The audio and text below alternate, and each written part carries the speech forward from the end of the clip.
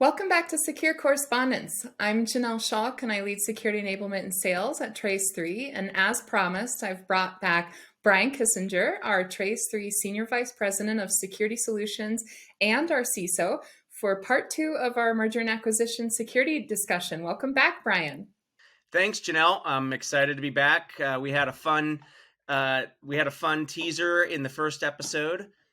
We covered some of the basics on cybersecurity strategy during the merger and acquisition process, and why cybersecurity deserves its own spot as a major consideration early on in the M&A process. Janelle, what else did we talk about? So we talked about the roles that IT and security leadership play throughout the transaction, the due diligence team, which is the team that focuses on the transaction itself and not doing it as a collateral duty of their day-to-day security operations jobs. That's right. Thank you very much. So what's left to talk about? We can dig a little deeper into the major considerations for IT and security during the transaction. We can also discuss the specific threats and recommendations that an organization should be thinking about while engaging in M&A activity. That sounds great. Let's jump in. So, starting with the due diligence team, good security programs allocate team members to focus specifically on each of the different areas of activities during a merger. Can you delve into those areas, Brian? Where should they be focusing? Yeah, absolutely. There are several focus areas, again, that either need a dedicated team member or a team to be focusing on in order to avoid encountering critical cybersecurity issues that could derail the negotiation. So I'll talk about a few of them.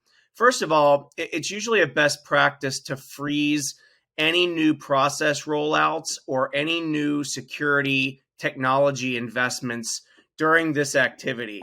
You're not going to be sure exactly what processes the acquiree is going to have or what technology you're going to be inheriting and integrating into your environment. For example, you might be ready to pull the trigger on a brand new endpoint solution in your environment. Well, the acquiree may already have that solution, and you may be able to leverage their licensing to get yourself a better deal. So you want to be careful about implementing new things during this process. One thing that a lot of people forget about is identifying the key staff that are involved on both sides of the transaction at your organization and the acquiree organization. It is can be a stressful and anxious time for all parties. Some people think that, hey, I'm being acquired, my job's probably going to be going away. Or if you're the acquirer, you may be set up to take on a lot more responsibility, and that may stress some of your staff out. So making sure you identify who those key staff members are and make sure that you have really solid retention efforts in place for them. The key is communication and having open and honest dialogue with your team members. Map out what your ongoing security operations are. I've seen a lot of organizations lose focus during this acquisition period, and maybe they're not paying as close attention to monitoring their environment, following up on remediations or tickets coming in. So make sure that you understand really clearly what those ongoing security operations are, and you don't let any of that fall off the table. I mentioned this in my first bullet point, but you want to leverage the technology tools to evaluate the acquiree. There's a lot of great technology out there today that you can employ to determine how safe and secure your acquiree's environment is. Do they have known vulnerabilities? Do they have exposures and exploits that you want to get corrected prior to integrating them into your environment? And fully understand what their security technology tooling suite looks like. There may be some things that you can leverage in your environment, and there may be some things that you want to sunset or get away from. Another one around people especially is enhancing the monitoring around privileged users and sensitive data. There's never a more sensitive time in an organization when you're going through one of these activities. There's a lot of intellectual property and sensitive information that's being exchanged. And, if a privileged user makes a mistake, or does something malicious, it can really submarine the entire deal. So we recommend that everyone enhance monitoring over privileged users and sensitive data. You want to seek out opportunities to rationalize. Um, you certainly don't need 3 different endpoint solutions. You don't need 10 different kinds of firewalls. So if there's an opportunity throughout this process to downsize some of your security tooling, maybe go more to a platform, there isn't an opportunity to save money. And that should be part of the deal consideration. For example, if you spend $1 million a year on security tooling and your acquiree spends 800,000 on security tooling, really 1 + 1 there should equal 1.5. You should be able to not spend 1.8. You should be able to spend less than that, given the combined organizations. And then the last thing I'll mention, Janelle, and then I'll take a breath and pitch it back to you, is you really want to increase threat analysis. Organizations are particularly vulnerable during this process because there are a lot of things going on. There's a lot of sensitive information. There's a lot of money at stake. And so bad actors can often use these opportunities to try and extort from organizations, steal data, or threaten to ruin the deal if, say, a ransom isn't paid. So you really want to ramp up that threat analysis. Yeah, so those are a lot of great points. I think freezing new investments and changes to your production systems, that's something that a lot of organizations often skip over. I'm really glad that you brought that point up. So freezing those changes, really focusing on your people and the value that they bring to the organization, those retention efforts. I totally agree with you. When you go through a massive merger or an acquisition, it can be very scary as an individual, as an employee. And we see a huge rise in insider, either malicious or just unintentional insider events during mergers and acquisitions. And some of that is because people are scared. They're worried their jobs are going to be eliminated. They're worried that, the whole business is changing direction. And there's a lot of different things that the merger and acquisition team and the executives can do to really help guide that. So I'm glad you brought that up. I like, the ongoing operations processes. I think that's so critical because you want to understand, okay, how do they run their business? How are they securing how the business is running? And how does that compare with what you're doing? And then really around the technology rationalization, what to keep, what to replace, what to merge. What does that schedule look like for all that? Because you can't just start ripping stuff out willy-nilly. All really, really great points. I also noticed a theme, Brian, around focus and dedication. There isn't room during the process for teams to be distracted by other duties. So mergers and acquisition activities, as you know, they really take a lot of time. They take concentration.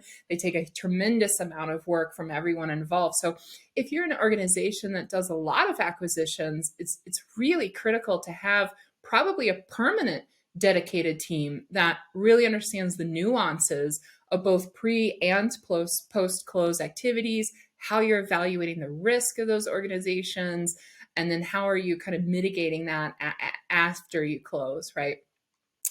So great points. So Brian, true or false? Merger and acquisition activity piques the interest of bad actors and elevates the chance of human error. And I know you kind of already touched on this a little bit, but Oh my gosh, true. A resounding true. The Federal Bureau of Investigation has published a private industry notification warning specifically that ransomware actors use significant financial events and stock valuation to facilitate targeting and extortion of victims. wow. The public realization of a breach could derail an M&A deal, making ransom and extortion payment a much more attractive options. These transactions by nature create more sensitive proprietary information that's ripe for theft.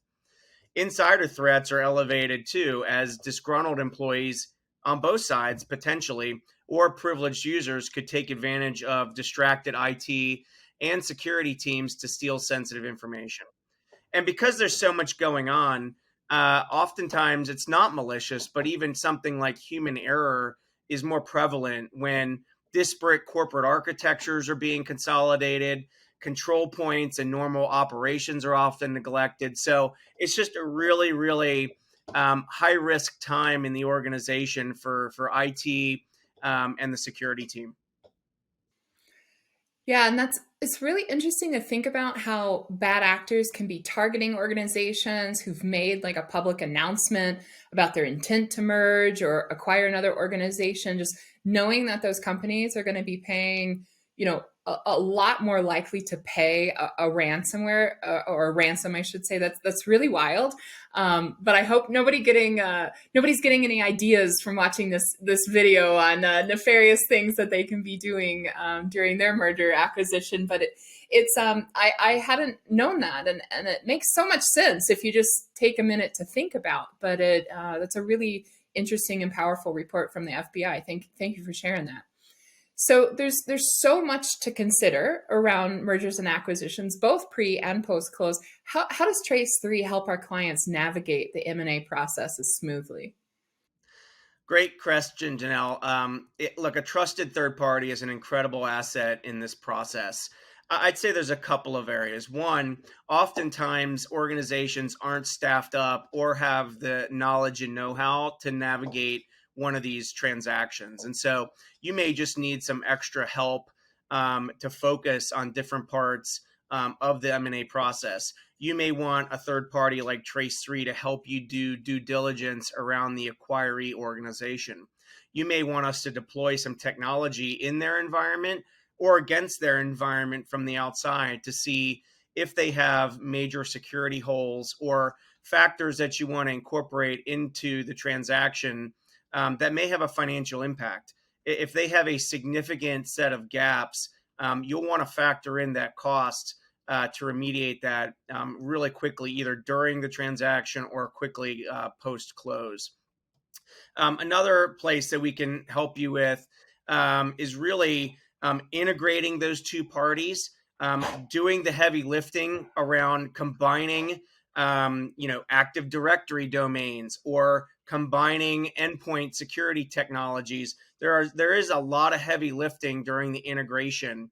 And remember, there's a pre transaction set of architectures between the two organizations. There's a during transaction set of architectures, and then there's always a post-close transaction set of architectures. And it requires a lot of work to make a smooth transition throughout those phases. So no matter what, having a third party, a second set of eyes to look at what's going on can often make a difference between a successful transaction and one that's chaotic. Yeah, great points. So things like penetration tests, the external pen tests, maybe wireless pen tests, even physical security pen tests to see if you're going to be keeping like the old buildings and from the company that you're acquiring and all of those types of things. I think that's great.